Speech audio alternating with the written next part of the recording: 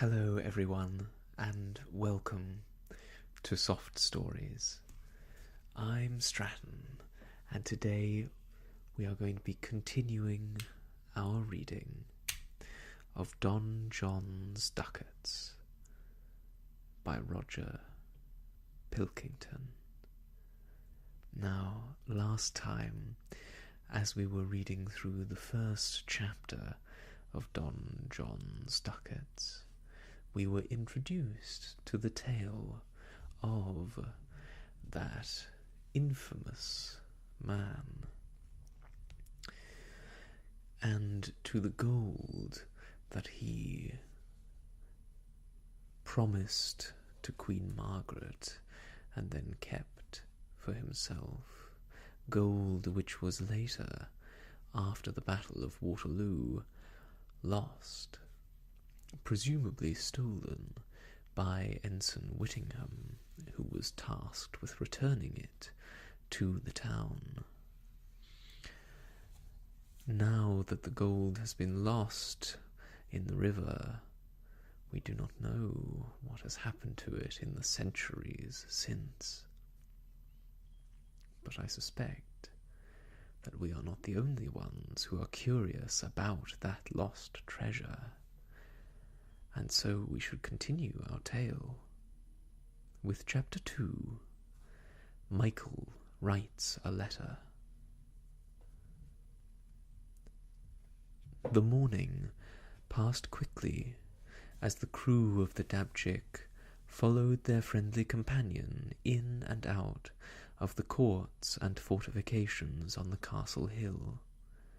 They traced the lines of the various fortresses which had existed before the present one was completed by Dutch engineers during the short time just after the Napoleonic Wars, when the Netherlands were joined together as a single country before Belgium became a nation on its own. Monsieur Blanchard had so many bastions and gateways and towers to show, and such a succession of sieges to describe, that his pupils began to lose count of the armies of Spaniards and Germans, English and Dutch, French and Walloons and Austrians, which at one time or another had been the attackers or defenders of the citadel. It was already past lunchtime when he came to the end and shook them each by the hand as they passed out of the main gateway. "I've had about enough of forts for today," said Carol as she waved up to where Monsieur Blanchard stood on the battlements up above, "and enough of Don John, too." "So have I," said Jill. She led the way at a trot down the path towards the bridge over the Sambre. "I haven't done much shopping yet, so I'm afraid there won't be much lunch."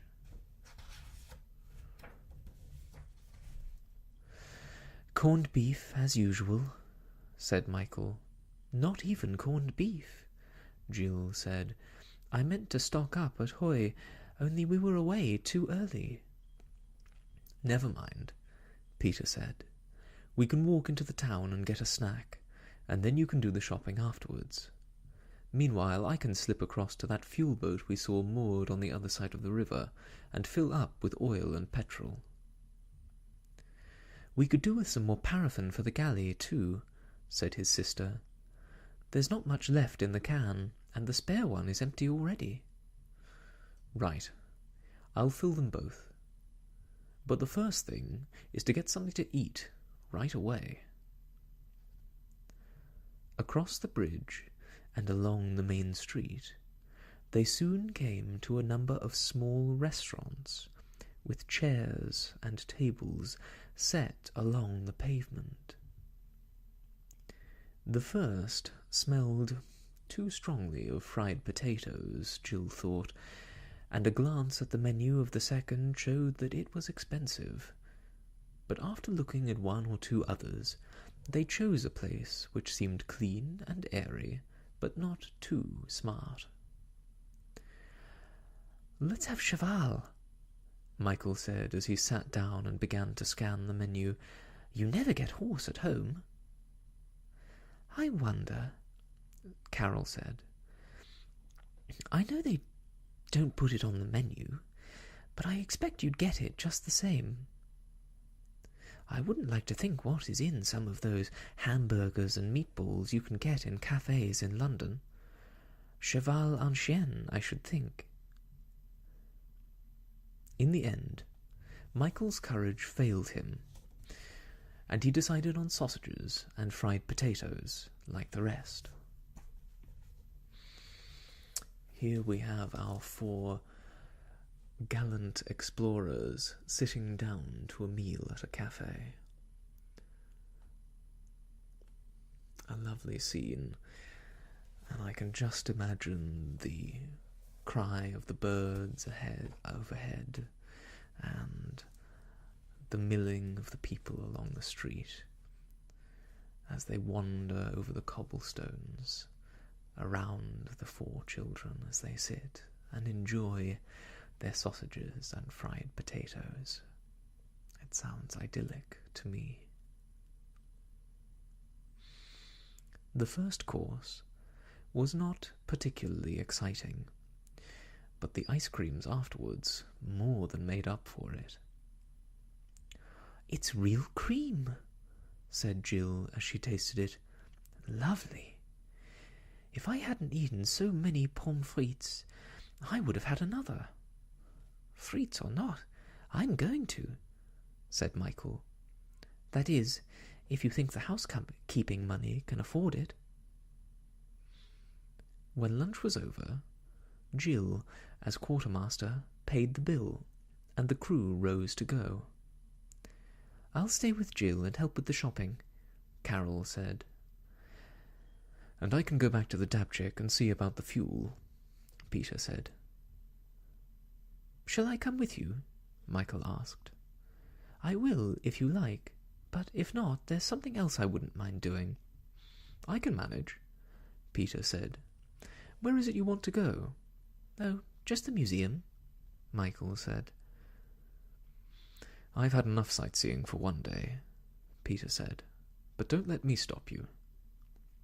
There's nothing like a good stuffy museum for broadening the mind." "Thanks," Michael said. "I'm not feeling particularly narrow-minded, but I'm going to see what's there just the same. Goodbye, everybody." And he hurried off down the street. 4 o'clock on board," Peter called after him. Michael turned quickly to wave that he had understood, and a moment later he had disappeared among the crowd of shoppers bustling along the pavement. Towards the end of the afternoon, the Dabchick was back at the quay after fueling alongside the bunker boat, and the girls had come aboard with the messages. Peter was lying on his bunk, and Jill was washing out the dishcloths in a bucket at the stern. Carol was scrubbing potatoes in the galley sink when Michael dropped quickly down the companionway and landed with a thump in the saloon. "Did you have a good time?" Carol asked, looking out from the galley door. "Yes, thanks," said Michael. Peter swung his legs over the side of his bunk and came through to the saloon, just as Jill arrived there from the stern.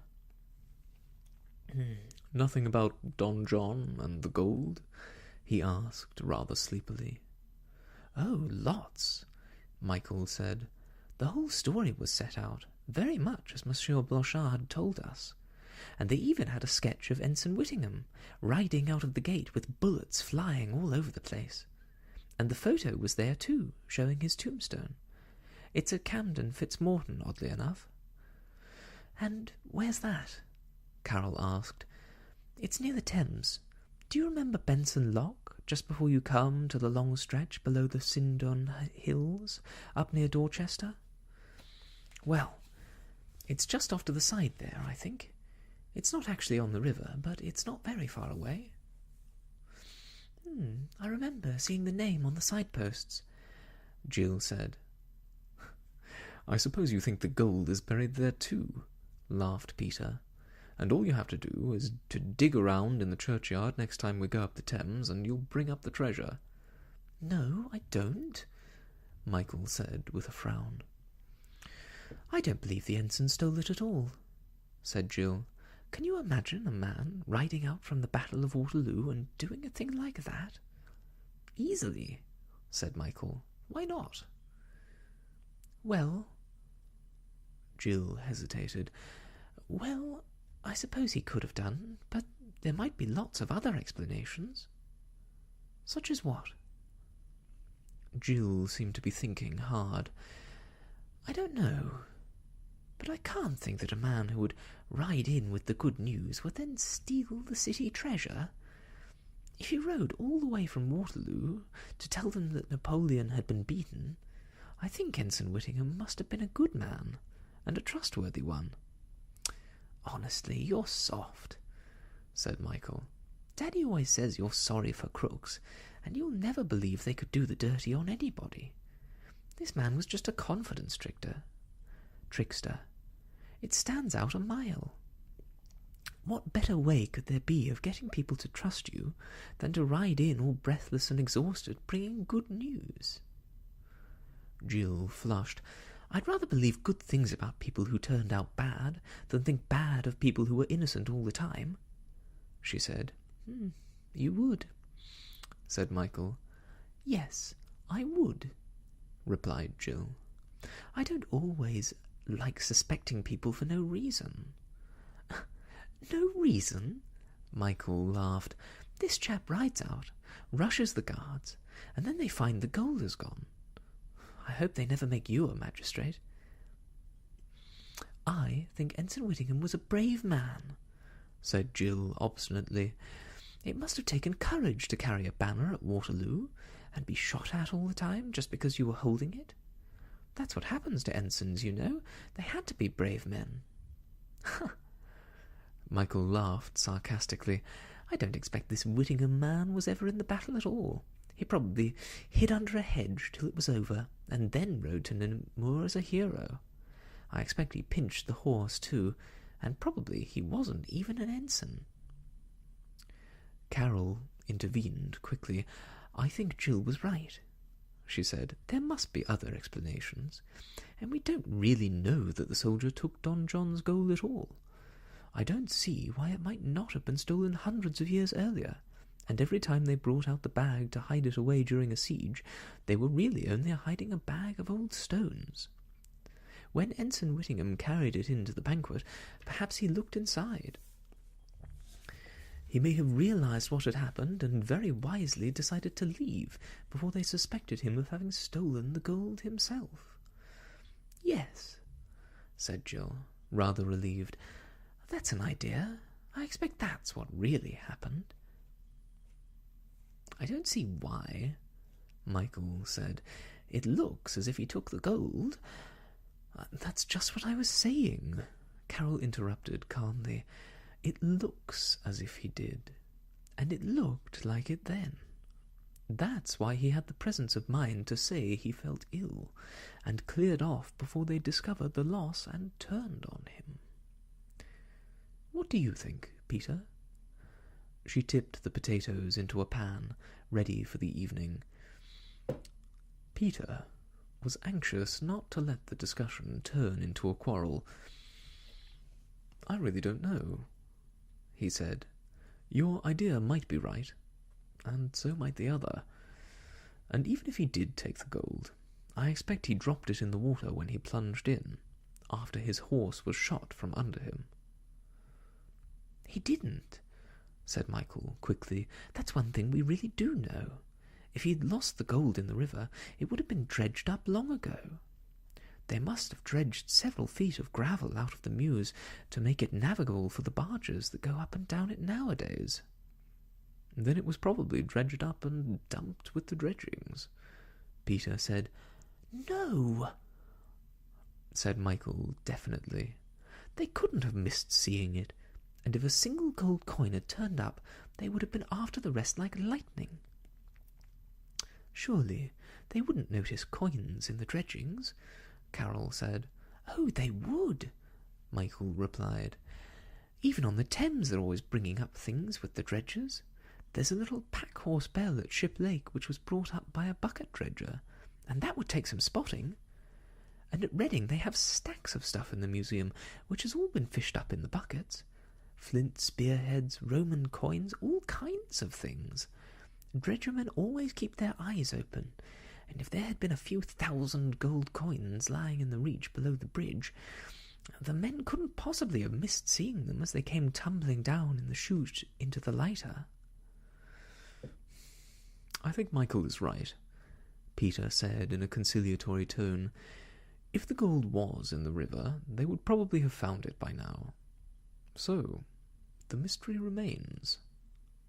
He looked at his watch. What are we waiting for?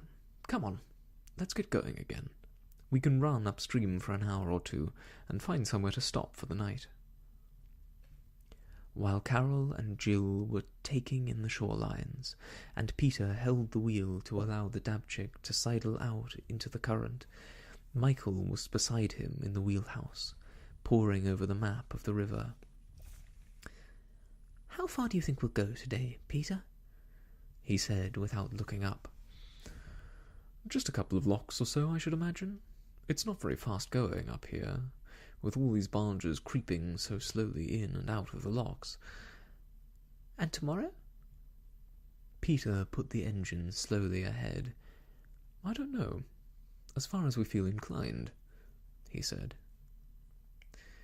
We could have a day or two bathing and exploring, Michael said. It's lovely up through here. He bent closely over the map. Is today Monday? Yes, said Peter. Why? Oh, nothing. I just wanted to make sure. Where do you think we shall be on Thursday? I've no idea, said his brother as he speeded up the engine and made towards the bridge. At Dinant? Or farther? You seem in a hurry, said Peter curiously. No, I'm not. I was just wondering. I should think Dinant might be quite a nice place to stay a day or two if we're not pressed for time. Michael lapsed into silence and studied the winding course of the river on the map. After a while he spoke again. Can you manage without me? Yes, said his brother. Why? Oh, nothing. There's just something I want to do. Peter looked at him, then turned back to keep his eye on the swaying of the bows in the current. I don't want you to go and argue with Jill about whether that fellow stole the gold or not, he said, staring straight ahead. I think she was a bit upset. Well, that's her fault, Michael declared. It was obvious the man was a crook, and she just wouldn't admit it, just because he was English and had been at Waterloo. I shouldn't think the army was stiff with crooks and murderers fleeing from justice. Armies usually were, like the French Foreign Legion. I'm not concerned with whether he was a crook or not, because we shall never know, said Peter. It's just that I don't want Jill upset. He turned the wheel slightly to port. Girls feel things rather differently, and if Jill likes to believe that this man was a hero and innocent, why shouldn't she? After all, she might be right. She might be wrong, too, Michael said doggedly. I know.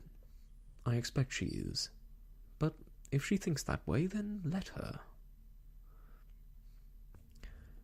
She wouldn't make a good detective, Michael said. Daddy has said so dozens of times.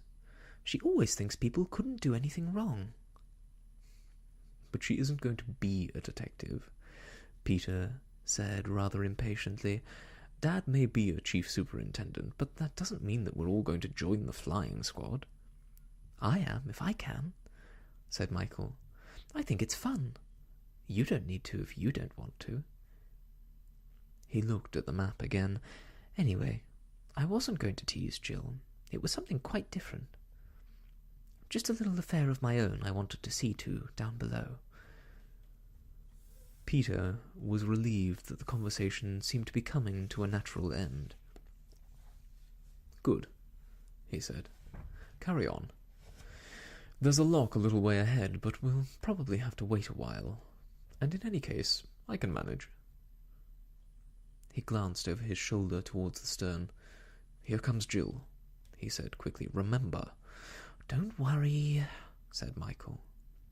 And leaving the map behind him, he stepped out of the wheelhouse, ran round the catwalk, and dropped down into the saloon.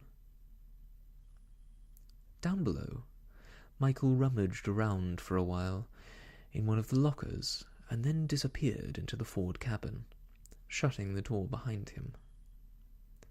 Up on deck, Carol had just finished coiling the bow rope ready for the lock, and she now began to pull up the fenders to the height of the catwalk.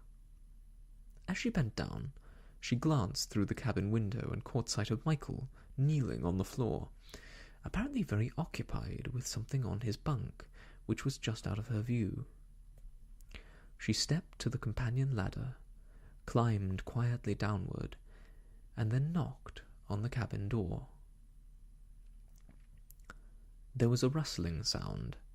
Then the door opened, and Michael looked out. "Am I wanted?" he asked. Carol smiled. "I don't think so. What's the secret in here?" Michael still stood in the doorway. "Secret? There's no secret as far as I know," he said innocently, but blushing just the same. "I won't tell," whispered Carol. Michael looked doubtful.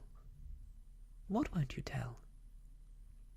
"Whatever it is," said Carol, edging into the cabin and closing the door behind her.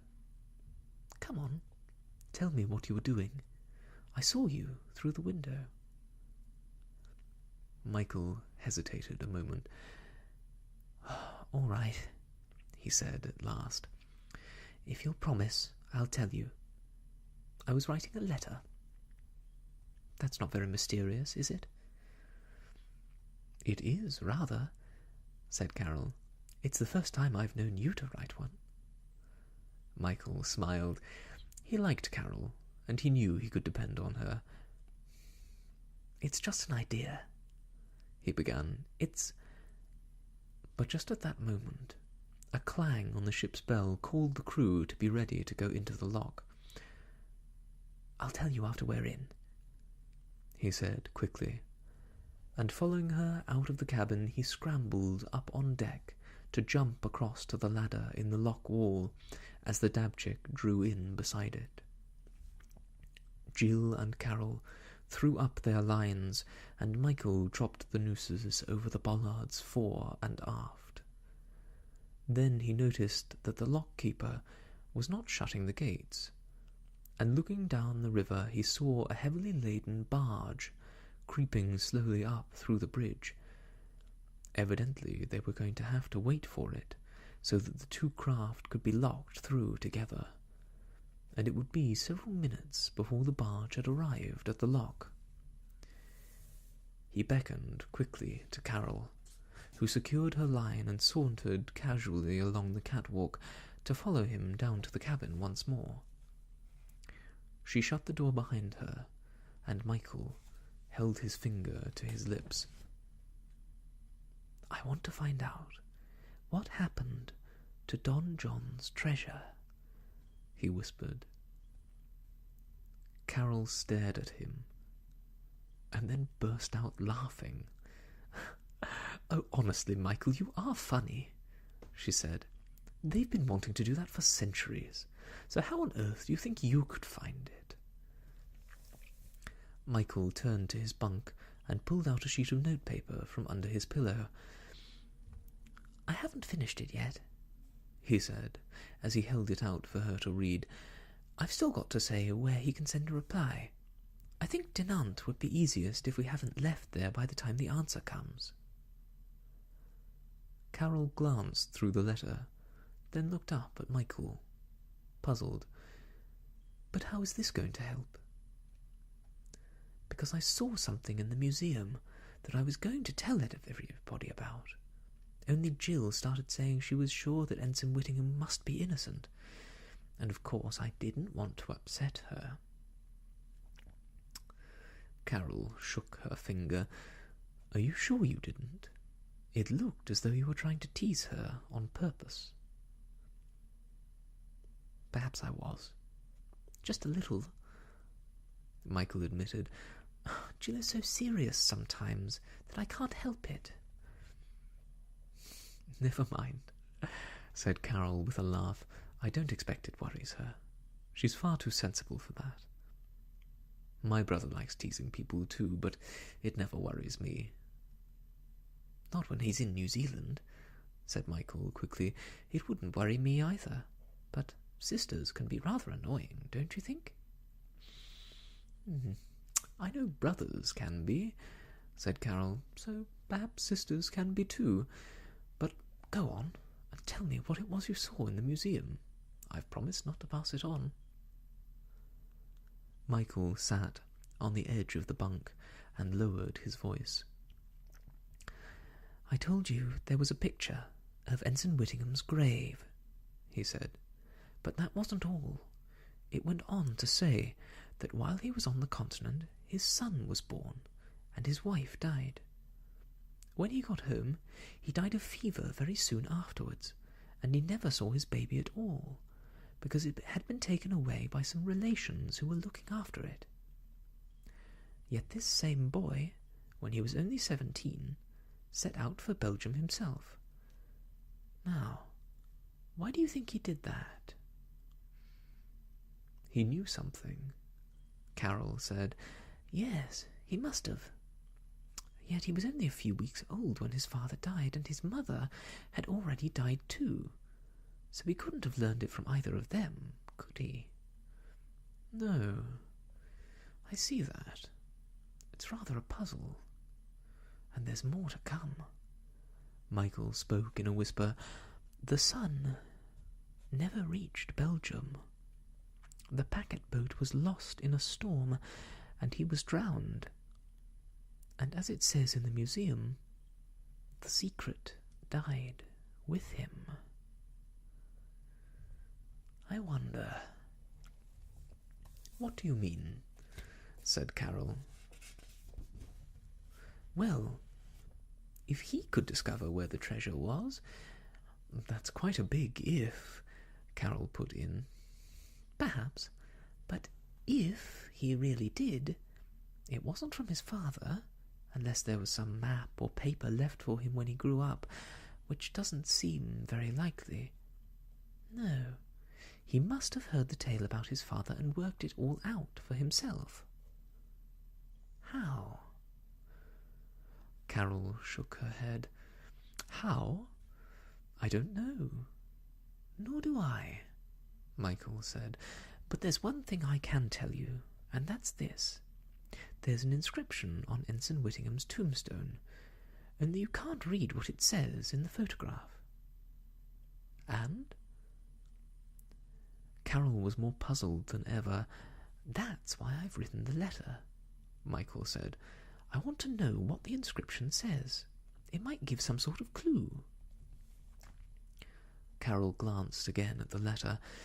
"I don't think it's very likely that there could be directions on the tombstone," she said. "Nor do I, really," Michael admitted. "It's just that I can't see where else they could be. Anyway, there's no harm in finding out." "You might not get an answer. The vicar might be on holiday." "If we don't hear, then I'll get Daddy to inquire through the police.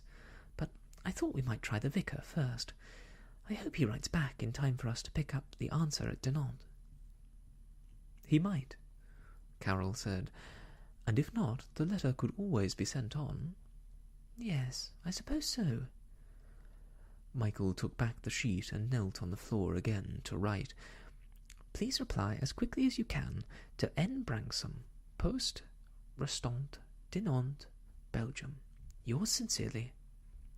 He signed the letter, waved it in the air to dry it out, and pulled out an envelope which he had hidden under his pillow. "I haven't got a stamp," he said suddenly. "I have," Carol said, "and if I put on 3 or 4, we can send it airmail. That might save a day." "It might, but I think the letters go by air anyway." "All the same, it's worth it to make sure. I'll get the stamps from my cabin while you write par avion in large letters on the envelope." "Better still, you take the letter and you can post it while I look after your rope," Michael said. "Then Peter and Jill will think it's one you've already written home to your parents. There's a pillar box just beside the lockhouse. I saw it as we came in." He licked the gum, sealed the envelope, and quickly addressed it, finishing it off with a large par avion written in the top left-hand corner. "I know you think I'm quite mad," he said. Carol took the letter. "Not quite," she said with a laugh. "Just a little, but not absolutely crazy. But I like it when things are out of the ordinary." She put her finger to her lips. "I won't tell the others," she whispered. "Thanks," said Michael. And then, "Do you really think we'll get an answer?" "We might, but what sort of answer I don't know. Let's hope for the best." She slipped quietly out of the cabin and went through towards the stern. Michael climbed the ladder and went to the deck bows. A moment later Carol appeared on deck, stepped over to the ladder, climbed to the quayside, and walked across to the red letterbox on the wall. Michael watched her out of the corner of his eye, and he had to restrain himself from jumping one foot to the other, as he always did when he was excited. Once the barge had crept into the lock, it did not take long for the keeper and his assistant to shut the gates behind it. The water came seething in from below, bubbling and swirling, and sending swift currents down the chamber to rock the Dabchick, where Jill and Carol held her tight up to the wall, shortening their lines as she rose, inch by inch, towards the higher level. The paddles were very stiff to wind, and that, thought Michael, was why the keeper was quite willing to have the work done for him. It was fun enough on a holiday voyage, but to walk to and fro along 100 yards of lockside, and strain at one wheel after another all day long, from 6 in the morning to 7:30 in the evening, that, Michael said to himself, was rather a different matter.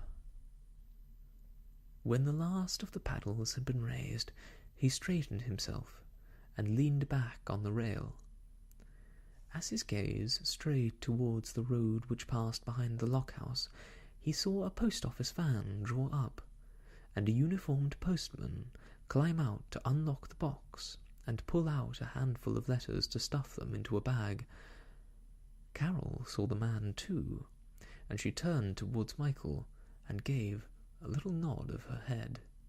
He winked back to her and moved to the windlass column on the lock side, ready to wind open one of the gates. The postman jumped into his van and drove off. 5:30, Michael thought as he glanced at his watch. By 6 o'clock the letter would be in the sorting office at Namur. 7 or 8 would see it being put on the train for Brussels, or perhaps to Liège. He didn't know which. There was a helicopter airport at Liège, right on the edge of the river, and on their way upstream they had passed within 20 or 30 yards of it, just as a machine was taking off. But whichever way the letter went, it would be sure to catch a plane from Brussels before midnight, and would be in London in the small hours of the morning. Tuesday morning. It might be rather longer to get down to Camden Fitzmorton, but it could hardly fail to be there in time for the afternoon delivery. "If they have an afternoon post at all," he said out loud. "Pardon?" It was the lock-keeper walking up to hold open the gate. "Nothing, monsieur," said Michael. Je... He couldn't think how to explain that he was talking to himself, so he gave up the attempt. The keeper took one side of the handle and leaned on it, and the gate began to open. "Merci, monsieur," said Michael, as he let go of the handle and hurried back towards the boat. "It should be delivered tomorrow morning. No, tomorrow afternoon, at latest," he whispered, as he came up to where Carol was lifting her line from the bollard to coil it in. "We'll get an answer at Dinant, all right. Thursday or Friday. And if there's anything to be known about the infamous ensign's infamous theft of the infamous Don John's infamous gold, we shall hear all about it," said Carol. "All the same, I doubt if there's anything left to be discovered." "Perhaps not," said Michael, "but you can never tell." As the Dabchick moved ahead out of the lock, Peter handed the wheel to his brother. The crew were all gathered in the wheelhouse, looking out at the fine villas and formal gardens which flanked the riverside road. "I'd love to live here," said Jill admiringly. "Some of these houses are beautiful, and it must be a jolly good place to bathe and sail a dinghy." "And fish," Michael said. "I don't expect there's much to catch," Peter said. "Oh, I don't know. We've seen lots of anglers along the banks." "Yes, but you see them on the Thames, too, especially at the weekend. Hundreds of them in every mile, but hardly ever a fish on the line. And when there is, it's only a bream or gudgeon or something of the sort. No good for eating." "I expect there are pike," Michael said. "If so, I might have a go at catching one when we stop for the night." "Pike can be quite good," Carol said. "I know a good recipe, if we have any mushrooms and parsley, and plenty of butter and mint and some sage, and capers and vinegar or red wine, and an egg or two." "Nothing else?" Jill laughed. "If we had all those things in the galley, we wouldn't need to bother with a pike. We could make a herb and mushroom omelette." "But we can have omelettes at home," Michael said. "A pike is something special. Pike de la Muse à la Caroline. It sounds super." "You haven't caught it yet," Carol said. "And you haven't got the mushrooms and parsley and wine and things," Jill said. "I think you'd better leave it to me to provide the supper." "Corned beef again," Michael said. "Fortunately, I think we had the last tin yesterday," Peter said. "Actually, I've got something rather special," said Jill. "I bought some chops in Namur." "Lamb or mutton?" Michael asked. "Neither. They don't seem to go in for those. They're good juicy pork chops, and you can have applesauce, too." "I think Jill's a wonderful quartermaster," Michael said. "Hear, hear," agreed Peter. "And if the dinner is as good as it sounds, I'll take you all out for another of those cream ices if we stop anywhere suitable." "That settles it," Michael said. "We shall stop somewhere suitable." He looked at the map. "There's a place on the port side, only a mile or two farther on. Davay, that's the name. If there's a restaurant there, let's stop." He risked a quick glance at Carol. "After all, we're in no hurry, are we? I wouldn't mind if we didn't get to Dinant till, Thursday or Friday. Would you?" "Not a bit," said Carol quickly. "Let's take this part of the river slowly, and see everything there is to see. I vote we stop at Davay." When, some 20 minutes later, the little village came into view round an island on the port side, Peter picked up the binoculars. "Yes," he said, "there's a restaurant there, just by the little ferry. but there's no quayside, I'm afraid." "Then we'll drop the hook and row ashore in the dinghy," Michael said, clapping his hands and dancing from side to side. "Chops first and cream ices afterwards." Jill laughed. "You seem in very high spirits.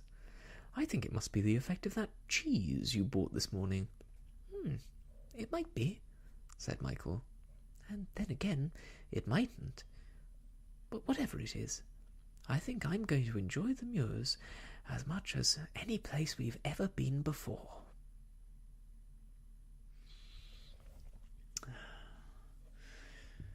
And with that, we end Chapter 2, Michael Writes a Letter, and we see a bit more of the characters, of these 4 characters, the dynamics between them, and I think that's one of the things that I love the most about this book, is that all 4 of the children, who vary in age, as was mentioned before, from Michael's 12 to Peter's 16, with the 2 girls being somewhere in the middle, they all seem very reasonable people, which I like. I find it a bit annoying when all of the characters in a book are so unlikable or ready to quibble or quarrel with one another. It's much more fun when everyone gets along, just like in real life. I can't wait to see what happens next, and I hope that you are all looking forward to it as well. I'll see you next time. Before too long. Goodbye.